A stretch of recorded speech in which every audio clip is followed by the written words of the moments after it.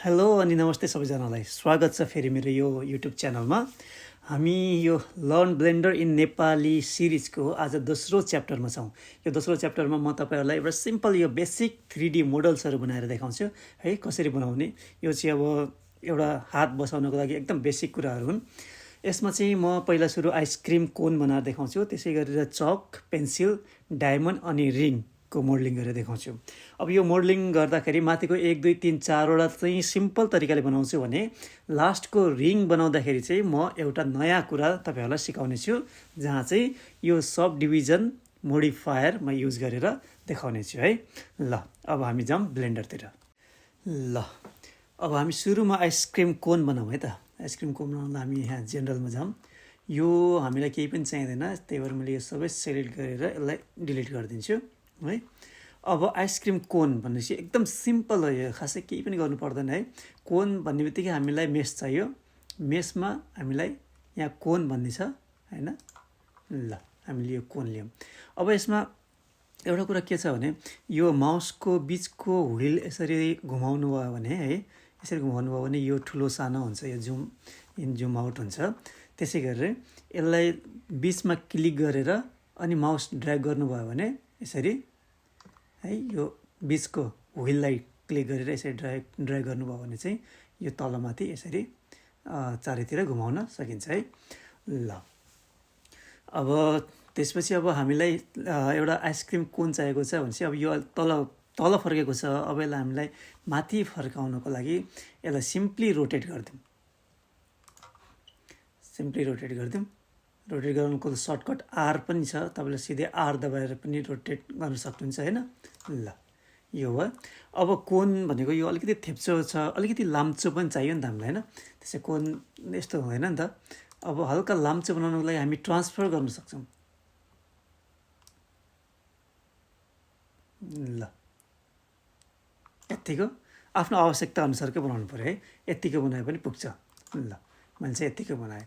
अब हामी यहाँ अब्जेक्ट मोडमा काम गरिरहेछौँ है। यो अब्जेक्ट मोडबाट अब हामी जान्छौँ एडिट मोडमा। हामीसँग सर्टकट छ ट्याब, सिधै ट्याब दबाइदियो भने हामी एडिट मोडमा पुग्छौँ है। फेरि ट्याब दबाइदियो भने हामी ब्याक टु अब्जेक्ट मोडमा पुग्छौँ। ल अब हामीलाई काम गर्नु छ एडिट मोडमा। ल ट्याब दबाएपछि हामी यहाँ पुग्छौँ। अब फर्स्टमा यो सबै सेलेक्ट भएको छ, तर यहाँ के सेलेक्ट भएको छ भन्दा यो भर्टेक्सहरू सेलेक्ट भएको छ हो। यो चाहिँ बुझिरहनुपर्छ। यहाँ मैले लास्ट भिडियोमा पनि भनेको थिएँ, यहाँ भर्टेक्स छ, एज छ अनि फेस छ है। त्यही भएर यहाँ अहिले यो सेलेक्ट भएको कारणले गर्दा यहाँ भएको सबै भर्टेक्सहरू सेलेक्ट भएको छ। अब हामीलाई अहिले यो भर्टेक्स चाहिँदैन, यो एज पनि चाहिँदैन र हामीलाई चाहिन्छ फेस हो। एक्चुअली बाहिर क्लिक गरेँ, त्यसपछि अब फेस चाहियो भनेपछि आइसक्रिम कोनको भित्र त खाली हुनु पऱ्यो नि त, त्यतिकै त भएन। त्यही भएर हामीलाई यो फेस चाहिएन। मैले सिम्पली यहाँ क्लिक गरिदिएँ। क्लिक गरेपछि त्यो के भयो, सेलेक्ट भयो। अब यसलाई हामीले डाइरेक्ट डिलिट गर्न पनि सक्छौँ, तर यहाँ अर्को पनि छ एउटा अप्सन। हामीले किबोर्डबाट एक्स दबायो भने यस्तो खालको अप्सन देखिन्छ हो। एक्स दबाएपछि हामीले यहाँ भर्टिसेस डिलिट गर्ने हो कि एज डिलिट गर्ने हो कि फेस डिलिट गर्ने हो भन्ने अप्सन देख्न सक्छौँ। अब हामीलाई सिम्पली फेस मात्रै डिलिट गर्नु छ भने फेसमा क्लिक गरिदिएपछि हाम्रो यो चाहिँ एउटा सिम्पली आइसक्रिम कोन तयार भयो है।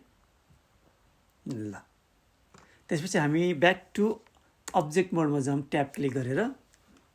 त्यसपछि राइट क्लिक गरौँ, राइट क्लिक गरेर यहाँ सेड स्मुथ छ। ल सेड स्मुथ गरिदिएपछि हल्का सेड भयो।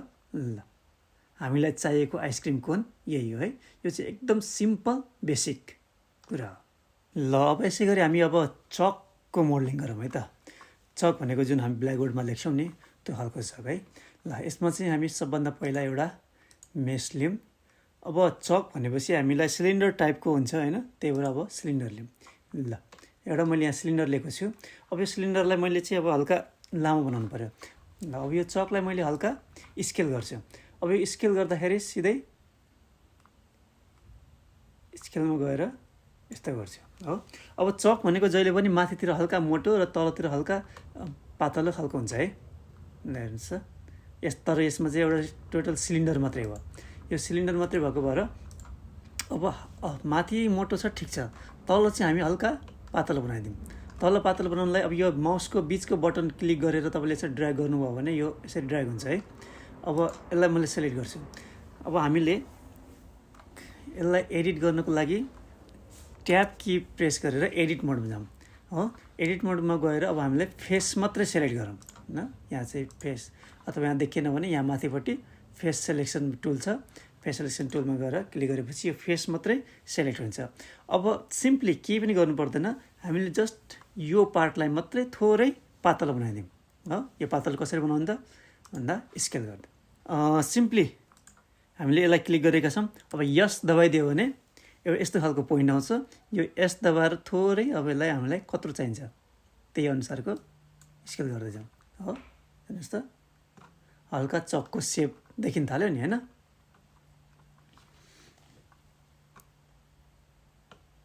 अब माथिबाट पनि थोरै हामीले स्केल गरिदिउँ। स्केलको लागि यस दबाएर थोरै यो अलिकति बढी भए जस्तो छ, यत्तिको गरिदिउँ ल। यति गरेपछि हाम्रो एउटा चकको मोडल तयार भयो हो। यसलाई हामी जाउँ ट्याब दबाएर अब्जेक्ट मोडमा जाउँ। अब्जेक्ट मोडमा गएर यहाँ राइट क्लिक गरेर सेड स्मुथ गरिदिउँ ल। हेर्नुहोस् त एउटा सिम्पल वाइट चक बन्यो हो। यसै गरी अब हामी पेन्सिल बनाऊँ। अब पेन्सिल बनाउनको लागि हामी सिम्पली जाउँ एड मेस। पेन्सिलको लागि पनि हामीलाई के चाहिन्छ, सिलिन्डर चाहिन्छ, किनभने त सिलिन्डर सेपमा हुन्छ नि त होइन। अब यो भयो। अब यसलाई मैले यस दबाएर थोरै स्केल गरिदिन्छु। त्यसपछि हामी ट्रान्सफर गरौँ। ट्रान्सफर गर्नलाई यहाँ टी यो ट्रान्सफरमा गएर यसलाई चाहिँ मैले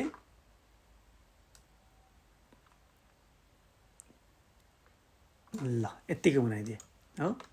यत्तिकै बनाइदिएँ एउटा पेन्सिलको लागि ल। यो ठिक छ। अब पेन्सिलको हामीले माथि पनि तल पनि थोरै यो सिलिन्डर सेपको जुन छ नि यो यसलाई एक्सट्रुड गर्नुपर्छ भन्नाले माथि हल्का तन्काउनुपर्छ। अब यो तन्काउनको लागि हामी जाउँ पहिला एडिट मोडमा, ट्याब दबाएर एडिट मोडमा जाउँ। त्यसपछि यो मात्रै फेस सेलेक्ट गरौँ।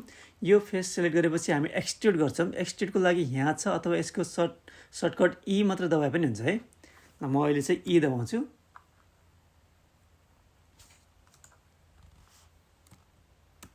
ल म चाहिँ ई दबाउँछु। ई दबाएपछि यस्तो देखिन्छ। यसलाई मैले थोरै माथि बढाइदिन्छु ल। यति बढाइदिएँ। अब यसै गरेर तल पनि जाउँ। तल पनि यो दबाएर ई दबाएपछि अब यसलाई पनि म यति जति अलिकति लामो दबाइदिन्छु हो ल। यति भएपछि पेन्सिलको यो तलको भाग हामीले किन दबाएको भन्दा यो तलको भागलाई चाहिँ हामीले हल्का मसिनो बनाउँदै टुप्पो जस्तो बनाउनको लागि बनाएको है। यहाँ भएपछि अब यसलाई हामी थोरै स्केल गरिदिउँ है। स्केल गर्नको लागि यस दबाइदिउँ। यस दबाएर यहाँ एकदम बिस्तारै धेरै गऱ्यो भने यो बिग्रिन्छ। त्यही भएर सकेसम्म यस्तो मिलाएर आफूलाई कति चाहिन्छ त्यति अनुसारको बनायो हो। ल हेर्नुहोस् त यो भयो ल। एउटा यो पेन्सिलको मोडलिङ तयार भयो ल। हामीलाई चाहिएको पेन्सिलको मोडल यही नै हो। अब हामी जाउँ अब्जेक्ट मोडमा ट्याप गरेर त्यसपछि यसलाई स्मुथ सेडिङ गरिदिउँ हो। यसमा चाहिँ अहिले अब सिम्पल कुराहरू मात्रै छ। पछि हामीले यसमा रङ भर्नको लागि अथवा लाइटिङ हाल्नको लागि यो चाहिने भएको भएर त्यो कुराहरू चाहिँ हामी पछि गर्छौँ है ल। यो पेन्सिल भयो ल। अब हामी डायमन्ड बनाउँछौँ है। अब डायमन्डको लागि पनि हामी सिम्पल एडमा गएर मेसमा गएर अब यहाँ कोन नै लिन्छौँ है। कोन, किनभने डायमन्ड भनेको हल्का कोन सेपको हुन्छ नि त। अब मैले यसलाई घुमाउँछु। घुमाउँदाखेरि म रोटेसनमा जान्छु। रोटेसनमा गएर आर क्लिक गरेर सिधै मैले यसरी रोटेट गर्छु। यो भयो। अब डायमन्डको यो तलको पार्टलाई हामीलाई अब यति लामो चाहिँदैन, थोरै घटाइदिउँ। यसको स्केल गर्नको लागि म यस दबाउँछु। यो भएन, हामीलाई यति ठुलो पनि चाहिँदैन। अब यसको हल्का म चाहिँ यसलाई सानो बनाउँछु। यस स्केलबाटै म युज गर्छु। स्केल युज गरेर यत्तिको बनाउँछु।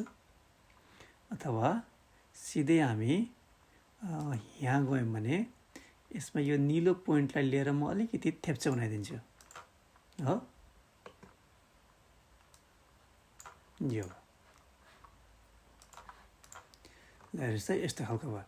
अब हामी जान्छौँ ट्याब युज गरेर एडिट मोडमा। एडिट मोडमा गएपछि हामीले माथिको यो फेस सेलेक्ट गर्छौँ। यहाँ अलरेडी सेलेक्सनमा छ, त्यही भएर यो भएको छ है, यो पनि ख्याल गर्नुपर्छ। यो सेलेक्ट गऱ्यौँ। यो सेलेक्ट गरेपछि अब म यसलाई एक्सट्रुड गर्छु। एक्सट्रुडको सर्टकट मैले अघि नै भनेको थिएँ, ई दबाएपछि एक्सट्रुड हुन्छ। अब हल्का माथितिर यसलाई ड्र्याग गरौँ। ल यत्तिको ड्र्याग गऱ्यौँ है। अब यो माथिको यो पार्ट छ नि, यो पार्टलाई पनि अलिकति खुम्चाइदिउँ। जान्छु म स्केलमा गएर म यसलाई भित्रतिर तान्छु। ल भयो। ल हेर्नुहोस् त, यो एउटा डायमन्ड सेप भयो।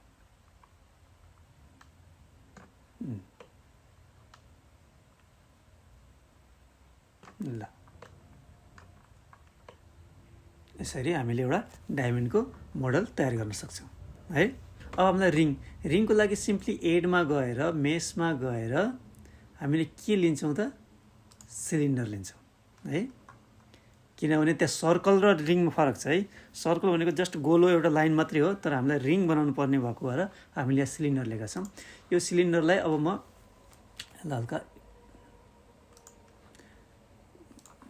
ट्रान्सफर गर्छु। ट्रान्सफर गरेर मलाई चाहिने यत्तिको मोटो चाहियो भने पनि ठिक छ। ल मैले यत्तिको मोटो लिएको छु है। ल अब हामी जाउँ एडिट मोडमा, ट्याब क्लिक गरौँ, एडिट मोडमा जाउँ। त्यसपछि अब मैले यो यहाँ फेस एउटा यो फेस सेलेक्ट गरेँ, त्यसपछि तलपट्टि गएर यो फेस सेलेक्ट गरेँ। तर एकैचोटि दुईवटा गर्नलाई सिफ्ट दबाउनुपर्छ है। मैले यो माथि र तल गर्दा छ नि, यो व्हिललाई मात्रै यसरी ड्र्याग गरेँ भने यो ठुलो सानो हुन्छ। तर व्हिललाई मैले क्लिक गरेर अनि ड्र्याग गरेँ भने यसरी यो अब्जेक्टलाई घुमाएर हेर्न सकिन्छ है। ल एकचोटि फेरि सेलेक्ट गरौँ। यहाँ छ, हामीले यो सेलेक्ट गऱ्यौँ। त्यसपछि हामीलाई तलको पनि चाहिएको छ, सिफ्ट सेलेक्ट गरेर फेरि यो तलको फेस पनि सेलेक्ट गऱ्यौँ। अब हाम्रो दुइटै फेस सेलेक्ट भएको छ है। अघि हामीले एक्सट्रुड गरेको थियौँ, अब ठ्याक्कै त्यसको अपोजिट। अब सर्टकट आई दबाएपछि यो आई दबाएर हामीले सेलेक्ट गरेकोलाई मात्रै यो चाहिँ भित्रपट्टि जान्छ है। यो भित्रपट्टि जान्छ। हामीलाई त्यस्तो धेरै पनि चाहिँदैन, थोरै यत्तिको भयो भने आई दबाएर भित्र लिनुभयो भने यस्तो भयो है। यो तल पनि भयो, माथि पनि भयो, किनभने हामीले दुइटै सेलेक्ट गरेको थियौँ नि त। एउटा मात्रै सेलेक्ट गरेर फेरि एक ठाउँ मात्रै हुन्छ। यो चाहिँ इन्सर्ट, आई भनेको इन्सर्ट फेस है, इन्सर्ट गऱ्यौँ। अब हामीलाई यो चाहिँदैन, किनभने हामी त रिङ बनाउँदैछौँ। रिङ बनाउनको लागि यो बिचको यो फेस हामीलाई चाहिएन। सिम्पली म एक्स दबाउँछु, एक्स दबायो भने यहाँ अप्सन देखाउँछ र फेस डिलिट गर्नु पऱ्यो। त्यसै गरी म तलको पनि एक्स दबाएर फेस गरेर डिलिट गरिदिन्छु। ल एउटा हल्का रिङको सेप आयो है। अब मैले यहाँ तपाईँलाई सुरुमा भनेको थिएँ, म आज के अरे यो sub division surface modifier use गरेर देखाउँछु भनेको थिएँ होइन। हो त्यो युज गरौँ है त। अब यसलाई गर्नको लागि हामीलाई चाहिन्छ एज। मैले यहाँ गएर एज सेलेक्ट गरेँ। ल हेर्नुहोस् त, यो सबै यति धेरै एज छ नि होइन। हामीलाई चाहिएको यो दुईवटा छ नि, माथि र तलको, यो पुरै लाइनको एज चाहिएको छ। एकचोटि क्लिक गर्नुभयो भने एउटा एज सेलेक्ट भयो। यदि हामीले डबल क्लिक गऱ्यौँ भने यो पुरै लाइनको एज सेलेक्ट भयो हो। त्यसै गरी तलको पनि अब सिफ्ट दबाएर एउटा एज सेलेक्ट गऱ्यो भने एउटा भयो, फेरि डबल क्लिक गऱ्यो भने पुरै भयो। भनेपछि अब यो माथिको तलको दुइटै लाइन चाहिँ पुरै सेलेक्ट भयो हो। अब यो ती सेलेक्ट गरिसकेपछि हामी जान्छौँ कहाँ, यहाँ मोडिफायरमा क्लिक गर्नुहोस्। मोडिफायरमा यहाँ एड मोडिफाई गरेर यहाँ जेनेरेट भन्ने अप्सन छ हो, यो जेनेरेटभित्र गएर सब डिभिजन सर्फेस भन्ने एड गरौँ। ल यो सब डिभिजन सर्फेस एड भयो। अब कतिको स्मुथ चाहिन्छ त्यो अनुसार हामीले गर्नुपर्छ होइन। यहाँनिर यो लेभल्स भ्यूपोर्ट र रेन्डर भन्ने छ होइन। यसको चाहिँ हल्का हामीले भ्यालु बढाइदियौँ भने चाहिँ यो कतिको स्मुथ चाहिएको छ आफूलाई त्यही अनुसारको देखिन्छ। ल मैले यो 4 र 4 गरिदिएँ हो। त्यसपछि हामी जाउँ ब्याक टु दि अब्जेक्ट मोडमा। ल हेर्नुहोस् त, हामीलाई एउटा रिङ ल यस्तो खालको रिङको चाहिँ हामीले मोल्डिङ गऱ्यौँ। ल अहिलेलाई चाहिँ अब यति नै गरौँ होइन। अब नेक्स्ट च्याप्टरमा चाहिँ हामी अझै योभन्दा एडभान्स लेभलका मोडलिङहरू गर्छौँ। अब यो 3D मोडलिङहरू गर्दै सँगसँगै एनिमेसनहरू गर्दै गर्दै हामी अगाडि बढ्छौँ है। यो भिडियोलाई पुरै हेरिदिनु भएकोमा धेरै धेरै धन्यवाद। मेरो यस च्यानललाई सब्सक्राइब पनि गरिदिनु होला। हस् त, थ्याङ्क यू।